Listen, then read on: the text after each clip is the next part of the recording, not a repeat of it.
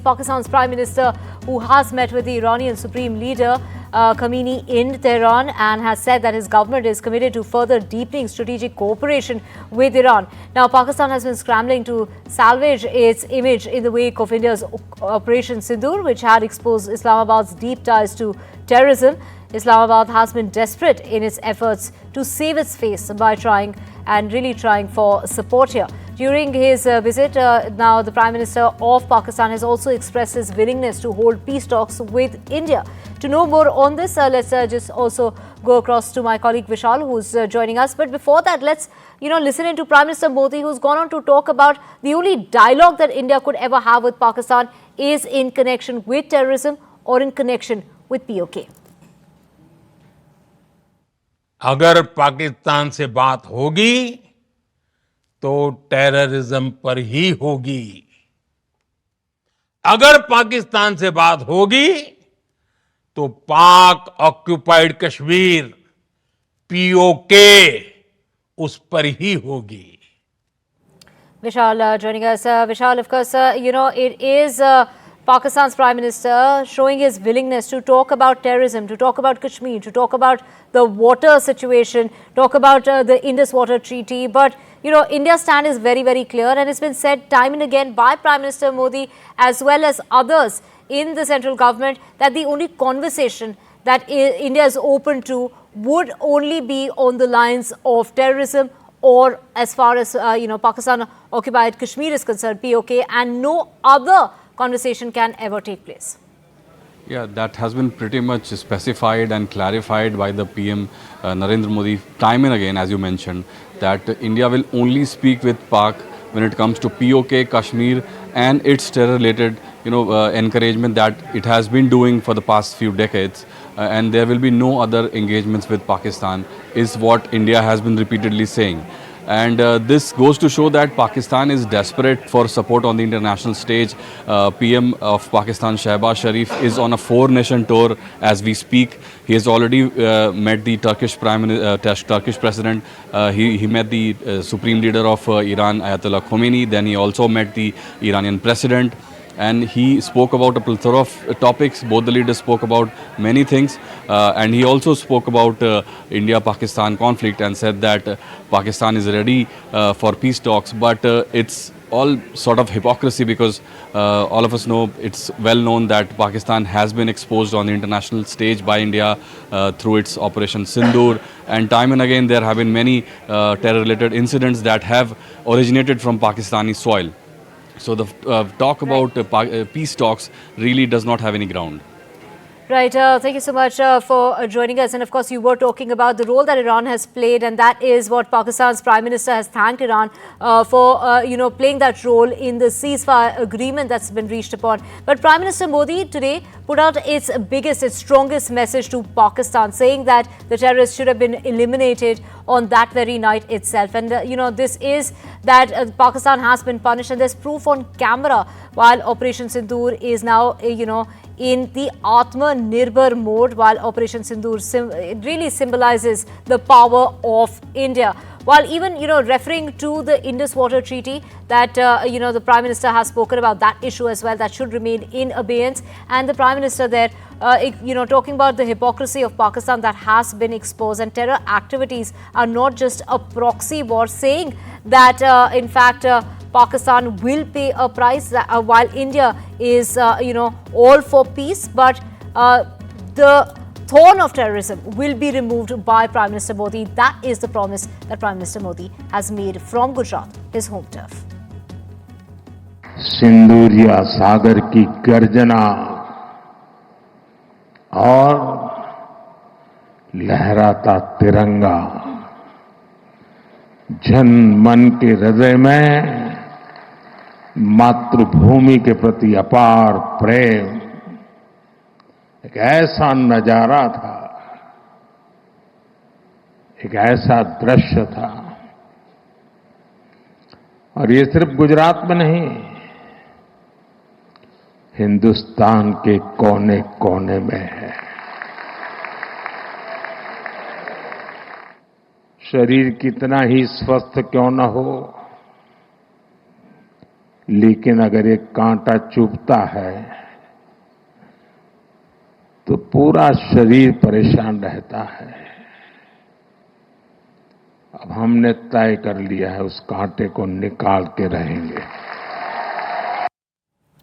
In other news, nearly 50 people, including 4 children, have been injured after a car that rammed into the fans celebrating Liverpool's Premier League trophy parade. This is a parade that took place on Monday evening. A total of 20 people were treated for injuries at the scene, while a further number of 27 were taken to a hospital. Now, a 53-year-old man from the Liverpool area has been arrested in relation to this incident. The Prime Minister of the United Kingdom has also said the scenes in Liverpool were appalling and added that his thoughts were with the victims. Let's listen in to what the police in the United Kingdom had to say.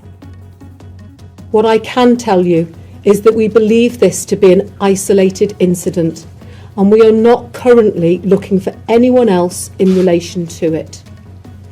The incident is not being treated as terrorism. We would ask that people refrain from sharing distressing footage from the incident online, and please share any information directly with our investigation team. 4 children were injured in this incident. A total of 27 people were taken to hospital. 50 or so were injured in some way, without them all requiring hospital treatment. And we understand that 1 child and 1 adult out of those injured are seriously injured. Police did move fairly quickly after the incident to say that the man that they had arrested was a 53-year-old white British man, and that's thought to be partly because of some of the speculation that was swirling online about the possible identity of the driver of this vehicle that ploughed into the large crowds of people that were still celebrating Liverpool's Premier League win. Officials in the city of Liverpool believe that around 1 million people had been out on the streets celebrating Liverpool's Premier League win. Very, very busy streets indeed. Some people starting to make their way home as this incident unfolded.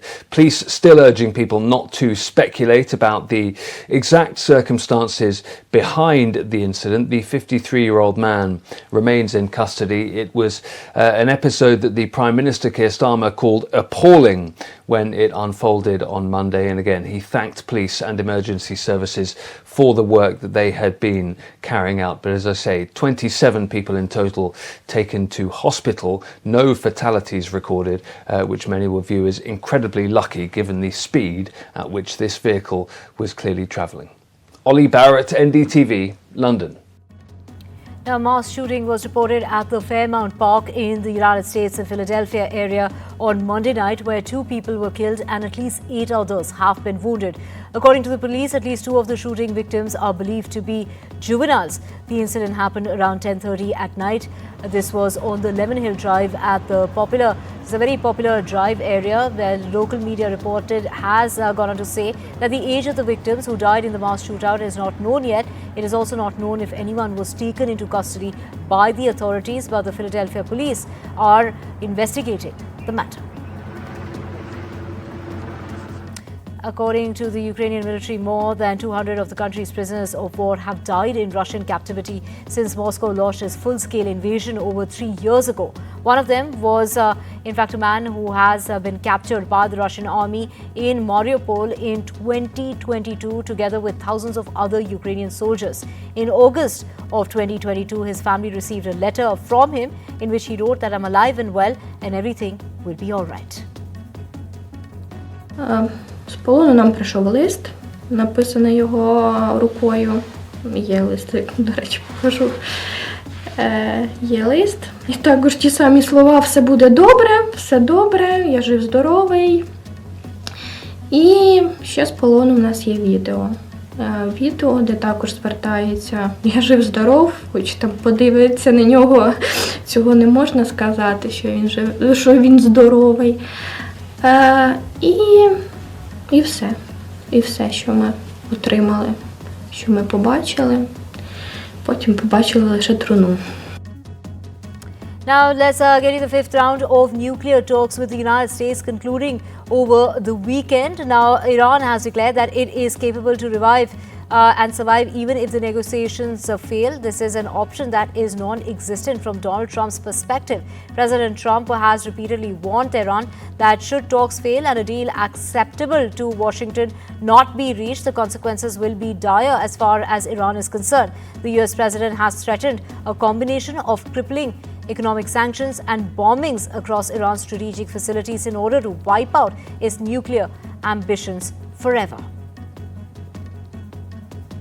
Donald Trump escalated his campaign against Harvard University on Monday, threatening to take away $3 billion in grants and lashing out at some of its foreign students as radicalized lunatics. Trump said that he would consider removing the money from Harvard and giving it to trade schools in the United States instead.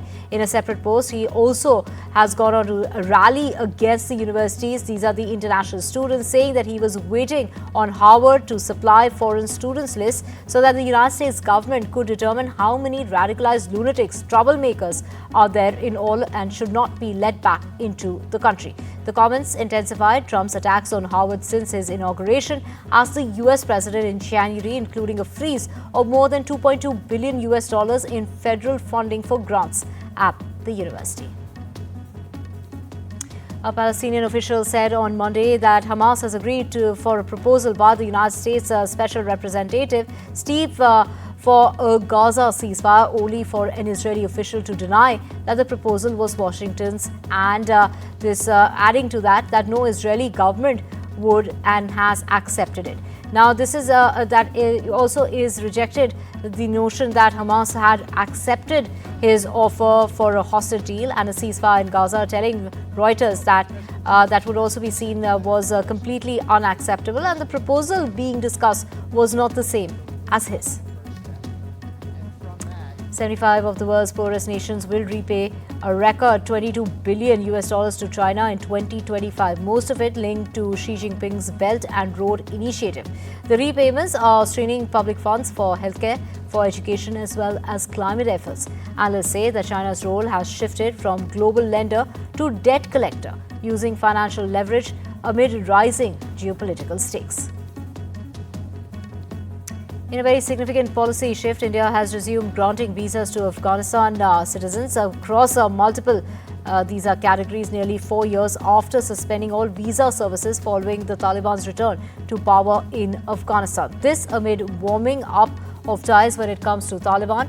You have to note here that while no official public announcement has been made, a notification posted on the official visa portal has now confirmed the rollout of a new Afghan visa module in late April. The updated portal has listed categories including students, businesses, medical staff as well as medical attendants and their entry, as well as UN diplomat visas. The entry visas are now available to artists, cultural professionals, academics and others invited to participate in cultural events hosted by recognized Indian institutions. French President Emmanuel Macron played down on Monday an incident in which his wife pushed him in the face as the couple arrived in Vietnam to begin a tour of the southeastern part of Asia. In the video that you see on your screen right now, Brigitte Macron appeared to shove her husband's face before he descended from the presidential plane late on Sunday, causing him to step back before he recovered and waved to the cameras on the tarmac. King Charles will deliver a significant speech in Canada's parliament later tonight, as is expected to offer his support in the country's dispute with US President Donald Trump. The King and Queen have received a very warm welcome when they arrived in Ottawa on the royal couple's first trip to Canada since the start of their reign. Now, soon after arriving, the King, who is Canada's head of state, held a meeting with the Prime Minister, Mark Carney, recently elected, on a wave of anti-Trump public sentiments. Now, in what is being seen as a move by the interim government in Bangladesh to clamp down on the dissent by the government employees, protests have been erupting in Bangladesh, adding to the problems of the government of Muhammad Yunus. This is the interim government in Bangladesh. Protests also took place in the secretariat, according to local media outlets. The interim government in Bangladesh had issued an ordinance on Sunday allowing the Ministry of Public Administration to dismiss public servants for misconduct without lengthy procedures, which are seen as safeguards against the arbitrary dismissals sparking outrage across the bureaucracy. Well, Saurabh joining us. Saurabh, take us through the demands that are being made during these protests that we are seeing that seem to be really, hinting out as far as the interim government is concerned, and they really possibly do not want this interim government to last.